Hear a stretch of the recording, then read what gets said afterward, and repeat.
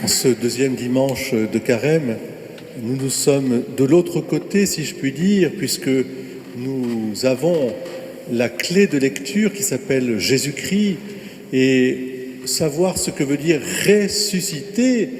Je vous rappelle ce que veut dire ressusciter. Ce n'est pas la réincarnation, c'est la résurrection, c'est-à-dire que notre être unique et irremplaçable est appelé à vivre en famille de Dieu, corps et âme.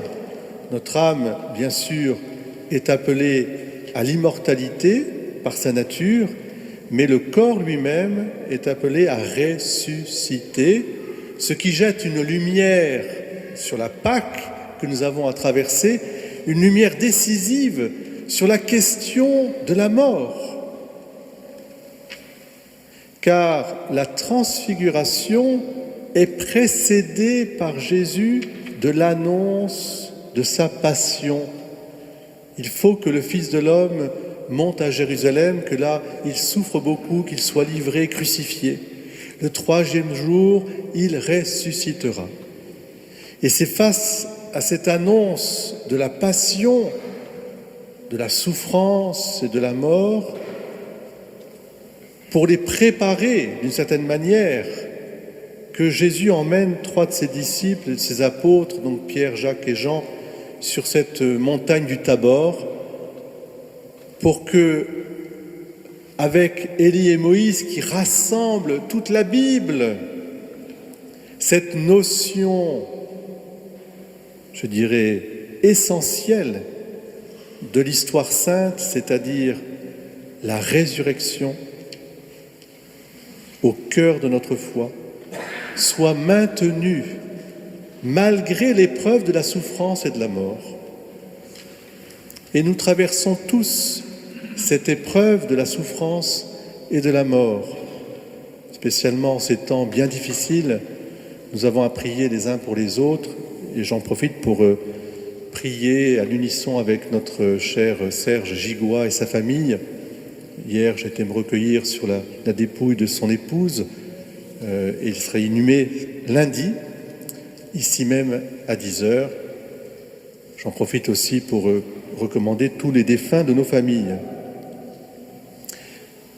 À la lumière de la transfiguration, je peux comprendre et donner un sens à la passion, à la souffrance et à la mort. Sans cette lumière, je ne peux pas. Précisément, la liturgie de ce dimanche nous invite à considérer d'abord Abraham. Alors vous savez, Abraham, il a vécu bien avant nous, bien sûr, bien avant le Christ. Et pour autant, Jésus lui-même dit que, bien sûr, avant qu'Abraham fût, je suis, mais Abraham se réjouit de mon jour. Abraham a vu et il s'est réjoui. Eh bien, il a vu en son fils Isaac la promesse de cette résurrection. C'est tout le sens du sacrifice d'Isaac que nous célébrons aussi à travers la transfiguration, qui fait le pendant avec le sacrifice du Christ sur la croix. Nos frères et amis juifs nous rappellent en fait avec un autre nom, ils appellent ça la ligature d'Isaac. Il y a quelque chose de très important dans cette expression de ligature qui nous ramène aussi à la croix, où le Christ sera lié sur la croix lui-même. Ligature parce que justement Abraham, dans un songe, entend Dieu lui dire « Si tu m'écoutes », c'est-à-dire si tu es obéissant, obédire en latin, ça veut dire se mettre à l'écoute de Dieu, alors offre-moi ton fils en sacrifice. Quelle image! Quelle traversée de 3 jours, Abraham avec Isaac portant le bois sur ses épaules qui allait servir à allumer l'Holocauste. Quelle traversée pour un père si aimant de son fils, en se disant « mais qu'est-ce que j'obéis parce que je sais à qui j'obéis. J'obéis à un Dieu qui n'est pas un Dieu qui veut la mort. Ce n'est pas Dieu qui veut tuer, loin de nous. Mais je ne comprends pas, je ne sais pas ce que Dieu veut. J'y réponds à ma manière. Sacrifie-moi ton fils. Et Isaac chemine avec son père dans une confiance innocente. Isaac dira même à son père, mais où est l'agneau pour le sacrifice? Et Abraham, avec certainement une douleur encore plus profonde, lui répond, mais avec confiance, mon fils, Dieu y pourvoira. Et vous savez bien qu'au moment où Abraham, après avoir ligoté Isaac, veut porter la main sur son fils, l'ange lui dit « Mais ne fais pas ça, ne le fais pas. Dieu a vu ton sacrifice, mais ce n'est pas ce que Dieu veut. » La question qui se pose par rapport à ce sacrifice d'Abraham, et puis bien sûr la transfiguration qui annonce aussi la Pâque du Christ, donc la mort et la souffrance du Christ sur la croix, est-ce que Dieu veut tuer? À Dieu ne plaise. Dieu n'est pas le Dieu des Molochs du temps d'Abraham où on sacrifiait bêtes et animaux et humains. Dieu a en abomination la mort. Ce n'est pas lui qui l'a introduite dans le monde. C'est le diable avec les conséquences du péché. Mais alors, quelle signification donner à ça? Quelle lecture nous devons avoir? Eh bien, c'est une mise à l'épreuve au sens très profond du terme, c'est-à-dire, au fond, Abraham, tu m'aimes, m'aimes-tu plus que tout? C'est-à-dire, plus que la chair de ta chair.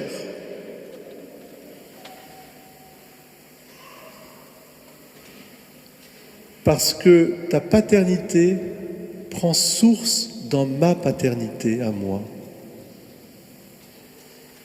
Et que ce n'est pas une paternité de domination et de soumission, d'autoritarisme, mais c'est une paternité de don de soi pour l'amour des autres. Il n'y a pas de plus grand amour, non pas que de prendre la vie des autres, mais que de donner sa vie pour ceux qu'on aime.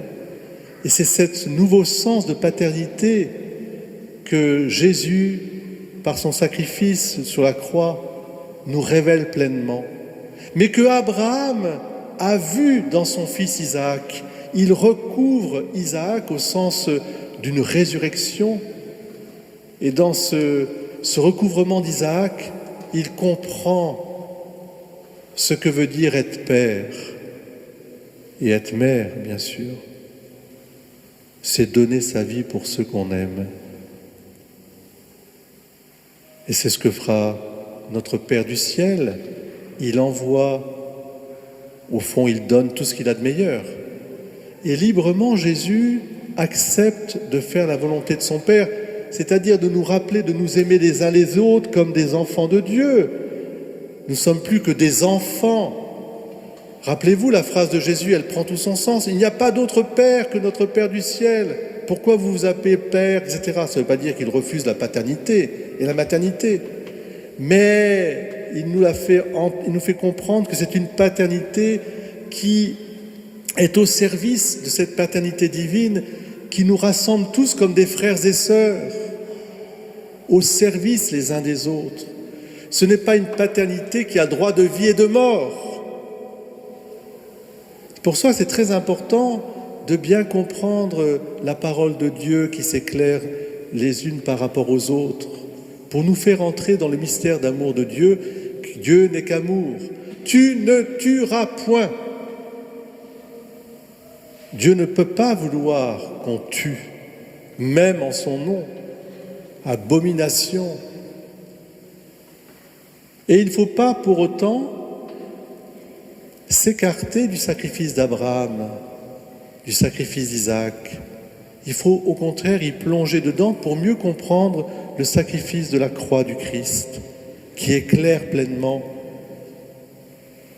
la transfiguration. Il n'y a pas de plus grand amour que de donner sa vie pour ceux qu'on aime. Dieu, dans ce sens-là, nous met à l'épreuve pour nous demander de sacrifier l'enfant qui est en nous, au sens profond du terme, de le mettre à la disposition de Dieu, qui est le Père de toutes choses. Tout vous a été donné, mais vous redonnez tout à Dieu. Votre famille, vos enfants, votre personne, dans une confiance absolue que ce que Dieu vous a donné, il vous le redonnera. Mais n'en soyez pas les maîtres. Vous comprenez ? C'est cela le sens profond. Et c'est, je pense, le vrai sens du carême. Il y a en chacune et chacun d'entre nous un enfant qui a besoin d'être redonné à Dieu. Et à travers l'enfant qui est en nous, tous les frères et sœurs qui nous entourent aussi. Redonner à Dieu. C'est dans ce sens-là que le carême est aussi une épreuve qui ne peut être éclairée que par la lumière de la transfiguration plénière qui est la résurrection du Christ. Si Jésus a été transfiguré sur la montagne, ce n'est pas pour montrer des pouvoirs, mais c'est pour montrer à travers son humanité cet enfant de Dieu, aimé de Dieu. Celui-ci est mon Fils bien-aimé. Chacune et chacun d'entre nous, c'est cela. Nous sommes des enfants bien-aimés de Dieu, qui nous garde dans son amour, qui ne nous veut pas morts, qui nous veut ressusciter, transfigurer. Et voyez comment le chemin de carême peut s'ouvrir à nous. Il y a tellement de choses à transfigurer dans nos vies, et y compris d'abord en commençant par notre propre faiblesse, nos propres difficultés, mais aussi à transfigurer les rapports que nous avons les uns les autres. Est-ce que ce sont des rapports d'autorité, de maître à maître? Ou alors, est-ce que ce sont des rapports justement, d'enfants de Dieu? Alors, le texte d'Abraham nous permet d'affirmer d'une part que Dieu ne tue pas, et le commandement de Dieu, tu ne tueras point, eh bien, est un commandement essentiel. Mais il n'y a pas de plus grand amour que de donner sa vie pour ceux qu'on aime, de donner sa vie librement. Et c'est ainsi qu'on répond au mal présent par la joie de l'Évangile, qui est la bonne nouvelle du salut, par justement cette capacité à répondre au mal par un bien plus grand, qui est de se mettre au service les uns des autres pour honorer Dieu, l'adorer, l'aimer, et bien par le service du prochain. Et dans ce sens-là, parents, grands-parents, eh bien votre responsabilité s'exerce pour pouvoir, je dirais, être de bons parents, de bons grands-parents, selon le modèle aussi que Dieu nous donne. Eh bien oui, que ce mystère de la transfiguration, ce mystère aussi de la ligature d'Isaac, du sacrifice d'Isaac, nous aide à cheminer de ce dimanche de carême vers la Pâque et nous aide aussi profondément à entrer dans ce dialogue intérieur entre de Dieu avec nous et de nous avec Dieu. Il n'y a pas de plus grand amour que de donner sa vie pour ceux qu'on aime. Amen.